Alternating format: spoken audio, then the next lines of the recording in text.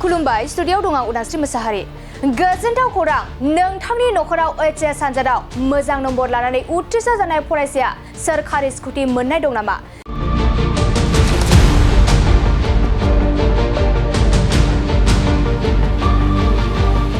Scooty मोननो हानाय फरायसाफोरनि थाखाय हरखाब खौरां फैदों। स्कुटि मोनगिरि फरायसाफोरनो स्कुटि होनायजों लोगोसे फोरोंथायबो होगोन हान्थामेला बिफाना। नंगौ, 1 जुलाइनिफ्राय 30 जुलाइसिम बेसेन नाङै फोरोंथाय होनाय जागोन हान्थामेला बिफाना। बेनि अनगायैबो फोरोंथाया जोबनायनि उनाव ड्राइभिं लाइसेन्सबो होनाय जागोन। नंगौ, दिनैनिफ्राय फैगौ 30 जुलाइसिम हान्थामेला बिफाना बेसेन नाङाजासे स्कुटि मोननाय फरायसाफोरनो फोरोंथाय होगोन। लोगोसे नोंथाङा ड्राइभिं लाइसेन्सनि थाखाय अनलाइननि गेजेरजों आर'जलाइ होनो हागोन आरो बे फोरोंथायखौ मोननो थाखाय नोंथाङा परिबहन सेवा पर्टेल चैरिटी सार्भिसाव थांना लगइन खालाम। आरो बेनि उनाव नोंथांनि थंफोरनि फोरमानलाइफोरखौ हो। लोगोसे 9401596387 आरो 7896850045 जानबुं नम्बराव कल खालामना जगाजगबो खालामनो हागोन।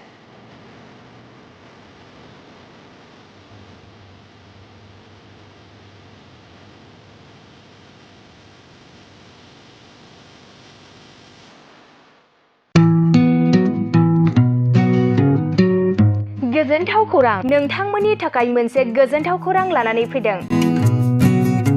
उदालगुरि जिल्लानि सिङाव थानाय डिमाकुसि नोगोराव नोंथांमोननि थाखाय अरदाब दा बड' किटचेन मुंनि गंसे गोदान हटेला गोजोनथाव खौरां लानानै फैदों। नोंथांमोना बे अरदाब दा बड' किटचेन हटेलाव साहा, कफि, आइसक्रिम, फास्टफुड, आखाइजों बानायनाय ग्रिन टि, न'आव बानायनाय आसार, गाइखेरनि एन्थाब आरो ओंखामजों जेरै अमा, दाउ, बोरमा, साम', खुसिया, अमा गोरान, नाफाम बायदिसिना बर'नि ओंख्रिखौ बे अरदाब दा बड' किटचेन हटेलाव जानो हागोन।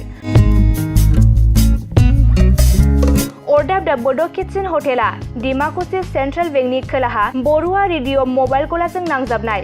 सोरबाफोर अरदाब दा बड' किटचेन हटेलाव बायदिसिना जामुं आदार जानो थाखाय सिगांग्रो अर्डार हरनोब्ला नैबे 8135967290 जानबुं नाम्बाराव कल खालामनानै बुकिं खालामहरनो हागोन।